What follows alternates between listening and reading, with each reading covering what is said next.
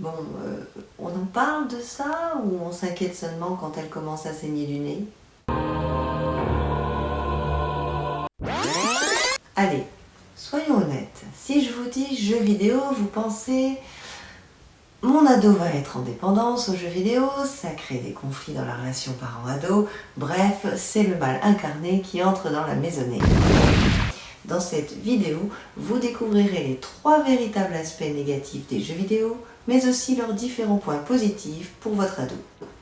Vous pourrez, grâce à cette vidéo, aider votre ado à reconnaître les jeux qui lui correspondent le mieux en fonction de son âge, mais aussi de sa personnalité. Vous pourrez, après cette vidéo, distinguer un comportement de joueur sain et trouver des repères clairs pour discerner les prémices d'une dérive. Et tout cela sans même avoir à toucher une manette.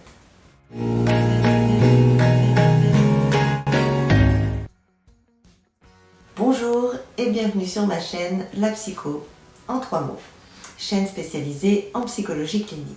Comment faire lorsque notre adolescent nous parle de jeux vidéo? Doit-on devenir un geek pour ne pas laisser notre ado partir seul dans les méandres d'un monde virtuel? Ou peut-on oser imaginer être un copilote digne de ce nom pour notre ado? Dans cette vidéo, sans passer par une formation digitale, vous apprendrez les repères nécessaires à avoir pour accompagner votre ado. Il n'est jamais simple de savoir en tant que parent ce qui relève du développement normal de celui qui pose un problème véritablement. L'enfance, période située juste avant la préadolescence, est en quelque sorte le moment où l'enfant va absorber toute la matière possible pour se développer sans aucun tri. Aucun. Pour espérer qu'il soit équipé de la plus parfaite matière possible, il faudrait que vous, parents, vous ne lui donniez que les plus parfaites façons de vivre. Il faut aussi que tous ceux qui vivent autour de lui et qu'il rencontre de près ou de loin soient parfaitement parfaits. Bon, on aura compris, c'est impossible. Mais comme la nature est bien faite, on s'en fiche, car l'adolescence arrive. Et elle, autant vous dire qu'elle trie. Bon, elle trie sans nuance, on est d'accord. Mais en même temps, dans l'enfance, on a absorbé sans nuance, donc bon... L'adolescence est une période de la vie humaine qui est particulièrement réparatrice. Alors, il existe effectivement des déviances et des comportements quelque peu inadaptés à l'adolescence. Et l'ambivalence est sans aucun doute sa plus belle facette. Tout ça fait partie du développement de l'humain dans le but de trouver son propre équilibre pour devenir un adulte bien dans sa tête. Quand je parle de comportements inadaptés, on est d'accord que cela ne représente pas les 5% d'enfants véhiculés sur votre écran de télé et qui frappent à tout va sur leurs parents et qui nous font tous flipper. Attention, l'écran télé a aussi ses biais. Lorsqu'ils sont appropriés pour le bon groupe d'âge, tous les types de jeux vidéo aiguisent les différentes fonctions cognitives du cerveau. Et chacune d'entre elles est stimulée de façon spécifique et subtile. C'est pourquoi la diversité est importante. Afin de bien choisir le jeu en fonction de l'âge de votre enfant, mais aussi du développement de sa personnalité, il est important de se référer au PEGI. Il s'agit d'une norme européenne obligatoire inscrite sur chaque jeu. Je vous mets en lien dans la description le guide PEGI pour vous y retrouver. La page 18 du document est à mon sens essentielle à connaître pour un parent. Bon, tout ça c'est bien joli, mais dans ce cas, pourquoi tant de débats autour des jeux vidéo si ça ne fait que développer l'enfant? Eh bien, le cerveau est un muscle et il a ses besoins mais aussi ses limites.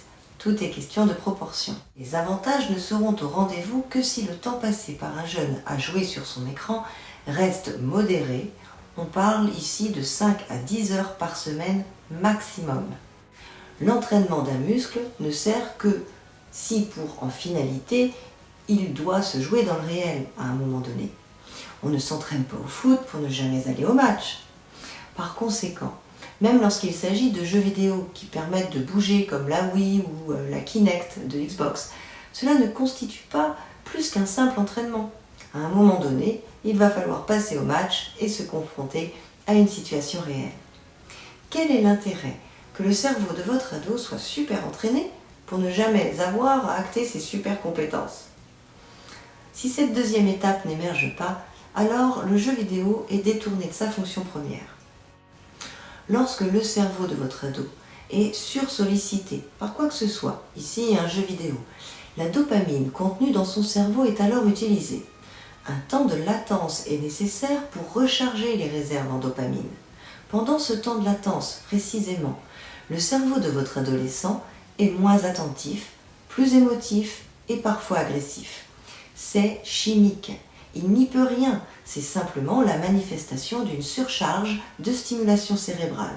Dans ce cas, il est nécessaire de favoriser la production de dopamine en lui permettant de sortir avec des amis, tomber amoureux, écouter de la musique, faire un concours de blagues, peu importe, vous l'aurez compris, le moyen est peu important, ce qui compte est de lui produire du plaisir, car c'est ça la dopamine.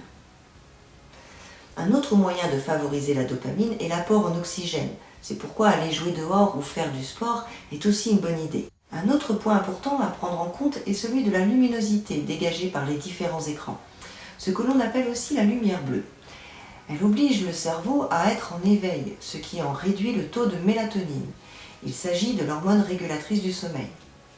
C'est pourquoi il est recommandé de limiter les écrans, quels qu'ils soient, au moins 1 heure avant le coucher. Je vous rappelle que le sommeil est un besoin vital chez l'humain et que sa privation a pour effet de baisser nos seuils de tolérance. Les jeux vidéo permettent de stimuler le cerveau de votre ado de différentes manières et comme tous les autres jeux, ils sont un entraînement en sécurité à la vraie vie. Voyons ensemble ce qu'ils permettent. De renforcer des habiletés sociales en créant des liens avec les autres à la fois en ligne et hors ligne. De développer des compétences de coopération et de travail d'équipe. D'améliorer son estime de soi et son humeur. D'augmenter ses capacités de logique, sa vitesse de traitement d'informations et ses aptitudes visuelles et spatiales. De favoriser l'enrichissement du processus de résolution de problèmes, comme la déduction et la créativité. De multiplier sa motivation et d'accroître sa persévérance à long terme. Et de par leur format plus actif que la télé par exemple, ils offrent un meilleur engagement dans l'action. Cela renforce alors l'empathie, l'ouverture d'esprit et aiguise le jugement. Tous les adolescents ne sont pas en mesure de profiter de ces bienfaits. L'accompagnement parental est donc indispensable auprès de votre adolescent dans son utilisation des jeux vidéo. Plus vous permettrez à votre ado de vous parler de ces jeux, de ce qu'il y vit, ce qu'il y ressent, comment il le pense, plus vous lui permettrez de développer l'élaboration de ses pensées et de trouver la bonne distance entre fantasme et réalité. Certains vont jouer de manière répétitive, voire réflexe, complètement passif face au jeu, alors que tout l'intérêt est d'aller chercher la part active de votre adolescent. Travailler l'esprit critique et l'affirmation de soi passe par cette prise de position active. Vous comprendrez que votre rôle de parent auprès de votre adolescent ne se joue donc pas qu'à l'adolescence, mais doit prendre ses sources dans une enfance suffisamment stimulante pour instaurer les prémices de ses compétences et les réactiver, voire les performer à l'âge ado. Dans le cas contraire, peu importe le type de jeu vidéo, il favorisera l'émergence de ces failles. Voici quelques points à garder à l'œil. La dépendance. Celle-ci nous oriente plutôt vers une difficulté au niveau de l'adaptation à son environnement.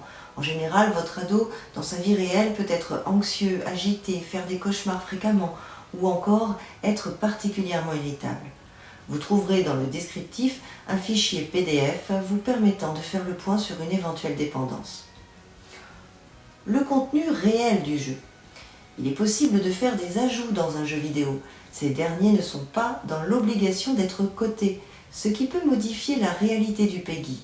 Un PEGI 7 initial peut finalement valoir un PEGI 12 après divers ajouts faits par les joueurs. Et oui, sinon c'est pas marrant. Le mode multijoueur. Bon, je ne vais pas vous apprendre grand-chose si je vous dis que derrière le pseudo Rose 12 ans peut se cacher n'importe qui de n'importe quel âge.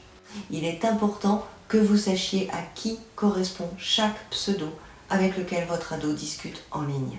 Je vous mets en fichier PDF un dépliant que j'ai réalisé pour informer les parents sur les écrans de tout type.